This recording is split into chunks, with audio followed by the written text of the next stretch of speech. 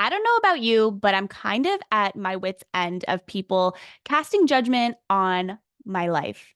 That is the inspiration for this week's episode on Happiness Happens. Welcome back to the podcast. I'm your host, Simona, and today we are in for a solo episode. I don't actually know how long it's going to be. It's going to be a little bit of a loving rant, if you will, and we'll also have some colorful language. So if you have little ears in the car or around you and you don't have headphones in, please be mindful of that just in case, because I don't want anyone to get upset. Okay. With that in mind, thanks for joining me for this episode on the show. I love doing these solo episodes with you because I feel like we get to chat and just get into like the nitty-gritty of specific topics, especially as it relates to happiness. One thing that I want to talk about today is something that I have been thinking about for a while. So, at the beginning of every single year, a lot of people will create like a word of the year. And typically it's like abundance or acceptance or, drive or, and I've had words like that in the past as well. And there's nothing wrong with those words at all, as long as the word that you've chosen or the word that you're choosing is actually resonating with you. So at the beginning of this year, after going through a really interesting year last year, I was like, I need a word of the year that feels truest to me, which was fuck off. So I chose my word of the year to be fuck off. And I have been living in this mindset of if it doesn't bring me peace on a mind, body, soul level, it can fuck off. That can be people, that can be things, that can be opportunities, that could like it could literally be anything. If it doesn't feel in alignment, it can literally just fuck off. And that's how I've been approaching this year. So you might be listening to that and thinking like, okay, Simona, but like that feels a little bit rude or that feels a little bit mean or it feels a little bit nasty. But I don't mean it in that way. I mean it in like the very intense, like, this is my life and I'm going to live it in the way that I want to type of way. And a lot of the times what happens is we need to say goodbye to things and we need to say, you know, this needs a boundary or whatever when things are no longer serving us. I have noticed just from the years that I've done this podcast, all of the years that I've been alive, how judgmental people are and how much people think they're so entitled to tell you what you should do in your life, how you should do it, and the decisions that you need to make. And I honestly am so at my wit's end with people thinking that they can just make decisions for you or project all of their own stuff into your life. It goes from the things like if you look at the way that the world is right now, it's this idea of like dictating what people should or shouldn't wear, how you should or how you shouldn't act, the weight you should or shouldn't lose, the cosmetic procedures you should or you shouldn't have, what you should or you shouldn't do for your job or for your business. But what I've realized is people project all of these shoulds, all of these things that you should do, right? Based off of what they have lived through, what they wish they did, maybe the mistakes they felt like they've made, and try and guide and try and help us heal, like all these things through shoulds. But what happens is we're not actually standing in our own power. We're not actually standing in our own truth when we're constantly listening to the shoulds of other people, when we're constantly listening to people telling us what is best for us. And so I got in this mindset of like, wait, actually, though, nobody knows what is best for me other than me. I know what is best for me in every single moment. And that doesn't mean that we don't take thoughts and opinions and, guidance from other people, perspectives from other people, and take it into consideration. But at the end of the day, we know what is the best thing for us. We know how much power we have as individuals to create the life that we want to live every single day. And so now I sit in this really interesting spot. I'm a woman who's 32 years old. I'm getting a divorce. I have no kids. I have dogs and I babysit dogs, for fun.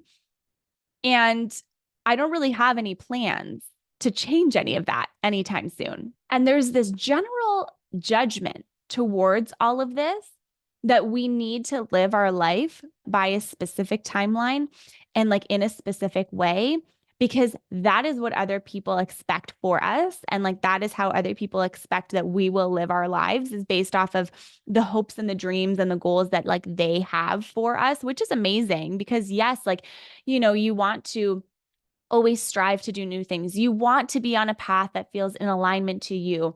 You want to be making choices that are fulfilling to you. But what those choices might be for you may not align to what a friend, a family member, or whoever might think is the best thing for you. But then at the end of the day, we really are the ones who know what is best for us, right? And I say this too with so much love and so much compassion for the guidance that other people give us in our day-to-day life, because like we need that, right? We need sounding boards. We need people to, you know, guide us. We need people to just be there for us and to be supportive and to listen, right? And sometimes we need people to help set us straight back onto the path that maybe we veered off from. So there's tremendous and like huge value in having people in your life that love you and care for you and want what's best for you. But there's a fine line, and it's a very fine line between wanting what's best for you and judging your actions and telling you what is best for you.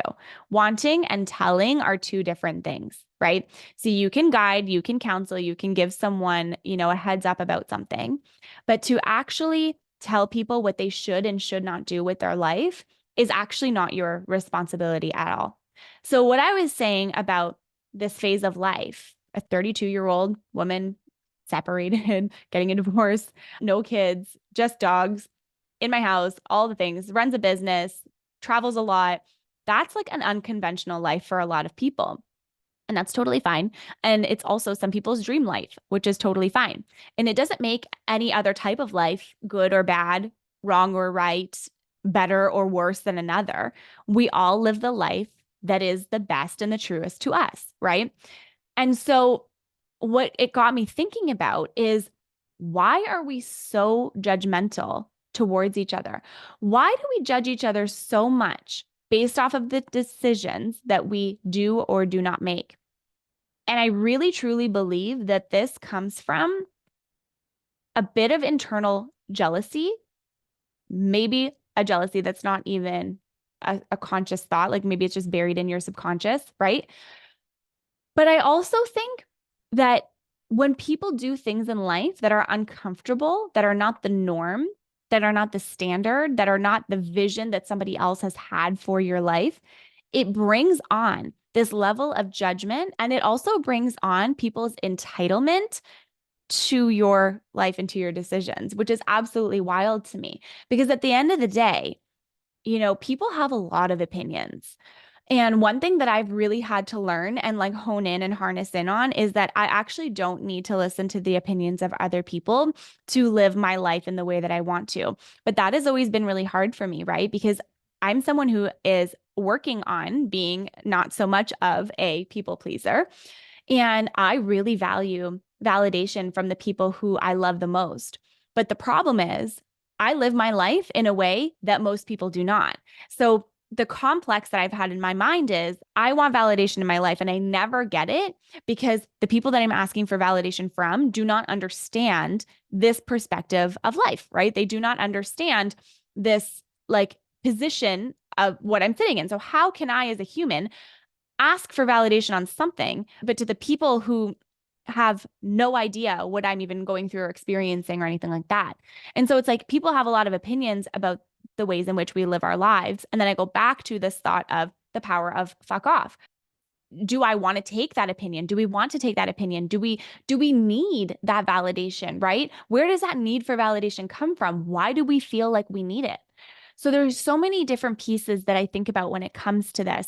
And I think that there's some really key things here that we can take away, in that you are entitled to live your life in the exact way that you want to. You do not need permission from somebody else, even if it's someone who loves you very much, to do what you want to do in your life. At the end of the day, we are all spinning on this massive blue globe in the middle of nowhere. And eventually, what we do will become so insignificant in some ways that it doesn't even really matter.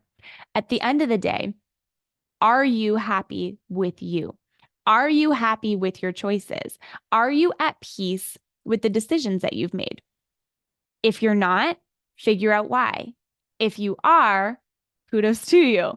But at the end of the day, we don't owe other people as a people pleaser. You do not owe somebody else any type of like reasoning as to why you want to do something. And like, of course, like make sure that you're safe. Okay. Like, I'm not saying be unsafe. I'm not saying, throw caution to the wind and like go and do whatever you want, whenever you want, bulldoze over everybody's feelings and like don't care about anybody. That's not what I'm saying. What I'm saying is really tap into your own heart and like your own soul and the life that you want to live and the way that you want to live it. You need to tap into that. You need to dig deep and make sure that you are living a life that you're proud of every single day because you get to do that, right? You get to do that. And there are a lot of things that happen in our lives that we don't get to choose, but there's also always a reaction that we do get to choose, right? At the end of the day, we always get to choose our reaction to whatever it is that is happening in our lives. The reaction that we experience, in my opinion, what I've learned is it's a reflection of how much healing we have left to do about that specific topic. And I don't think that, we're meant to have, yes, we are meant to have like polarizing emotions and opinions and thoughts, but we're not meant to like sit in those for years and years and years and be like nasty to other people and bring other people down and all of the above just to make ourselves feel better for a choice that we may or may not have made, or maybe we didn't have a hand in making. Because at the end of the day, like you are really responsible for your own emotions and like you're responsible for how you show up in your life every single day. And maybe this sounds like a really, I want to say like privileged point of view, and also, I've done so much research on this. I've done so much work on myself. I've seen so many different scenarios and situations. And I honestly, truly believe that, like, at the end of the day, we are responsible for our lives. We are responsible for ourselves, right? So you have to be good with the decisions that you have made. You have to be good with the actions that you may have caused, both positive and negative, to get you to an outcome. Like I think about myself and for myself every single day. Did I do enough? Could I have done more? Was I kind enough? Right? Was I caring enough? And if I can say, yes, I was, then that's what matters the most. You need to find that inner power within yourself, that place within you where you know you are the strongest. Set up that space within you. Set up that space in your life. Identify what you need, right? Dig deep and like understand that and know that it's okay if you live outside of other people's timelines and if you live outside of other people's checklists and you're always going to be the bad person in somebody's story, right? You're always going to be the person who did wrong in some capacity, no matter what it is. So at the end of the day, if you can go to bed at night, like knowing that you have done the most that you could, you have lived in true integrity with your values, you have been a kind person, you've been someone who is trying to do better for themselves in the world and heal relationships and heal trauma and like heal all that stuff, like, then I think that is a good thing. And so I circle back to what we were talking about at the beginning of this episode, which is the power of fuck off.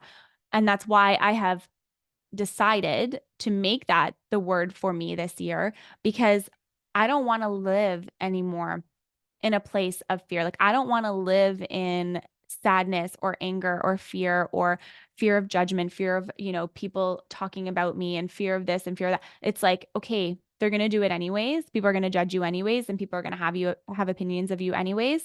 And again, you're always going to be the villain in somebody's story. So it's like, you can totally be that person in somebody else's story, but it's like, who are you to you at the end of the day?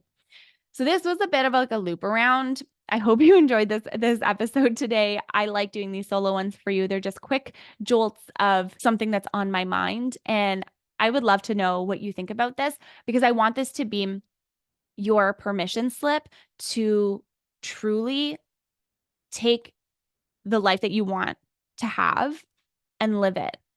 Because life is too short to not do that. And life is too short to worry about what other people are thinking and saying. And I know it's easier said than done. And I live in this space almost every single day of like, I just want people to understand where I'm coming from, but they won't and they don't. And so you have to find a way to come to terms and like be at peace with that within yourself. So that is my episode for you today. Thank you for joining me. I don't know if you knew this, but I actually have a happiness download that you can download using the link in the show notes below. And it actually has like a journaling page and it has some different tips in all areas of life. So, like, relationship, business, work, career, family, friendships, all of that, all the different categories. And we dive into them and you can download our journal page as well on there. So, please be sure to grab that. I am so grateful for you being here as always. Subscribe to my channel if you're watching this on YouTube. Hit that follow button on the podcast apps, wherever you're listening, and share this episode with someone if you think this message is something that they need to hear right now. I'm grateful for you. Thank you for being here. Thanks for listening to my rant, and I will see you on the next episode. Remember that happiness happens when you're least expecting it.